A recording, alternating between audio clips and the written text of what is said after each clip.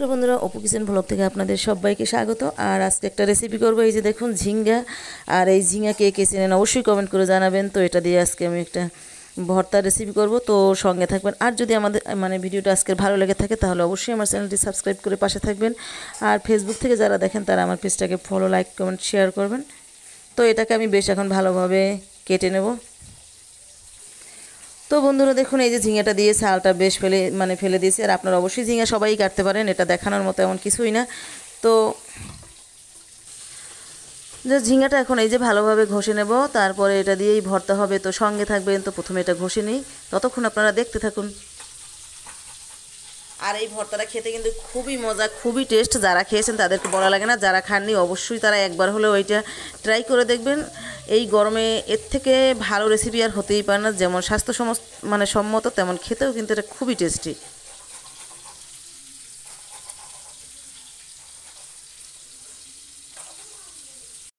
এখানে কড়াইতে কিন্তু তেলটা দিয়ে দিয়েছি আমি, আর তার সাথে দিয়ে দিলাম এখানে চিংড়ি মাছ। তো চিংড়ি মাছটা একটু ভেজে নেব।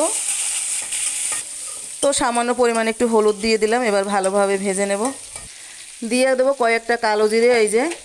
আর এই কালো জিরে দিয়ে যে কোনো ভর্তা কিন্তু যদি বানান অবশ্যই সেটা একটু আলাদা টেস্ট হবে।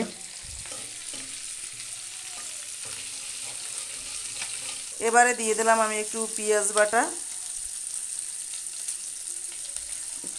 আমি দিয়ে দিছি পেঁয়াজ রসুন দুটোই। আপনাদের আগে আমি রসুন বাটা বলে দিয়েছি, তো এখানে পেঁয়াজ রসুন দুটোই দিয়ে দিলাম।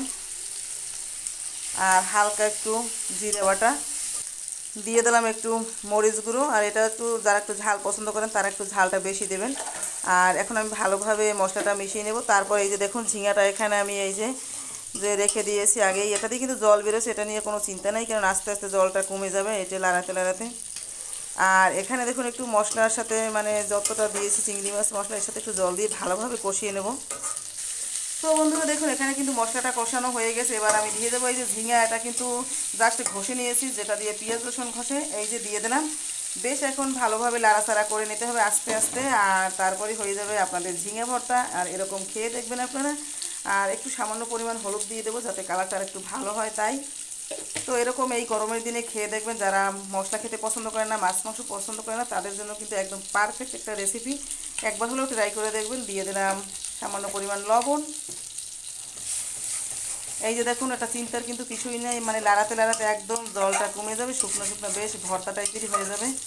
তো দেখতে থাকুন, দেখলেই আপনারা বুঝতে পারবেন। এরকম প্রায় 20-25 মিনিটের মতো আমি এরকম আস্তে আস্তে এটাকে রান্না করে নেব। ততক্ষণ সঙ্গে থাকুন আর দেখতে থাকুন। তো বন্ধুরা দেখুন এখানে কিন্তু ঝিঙা ভর্তাটা হয়ে গেছে, আর এটা কিন্তু খেতে অসাধারণ। আর এরকম আপনারা বানিয়ে খেয়ে দেখবেন।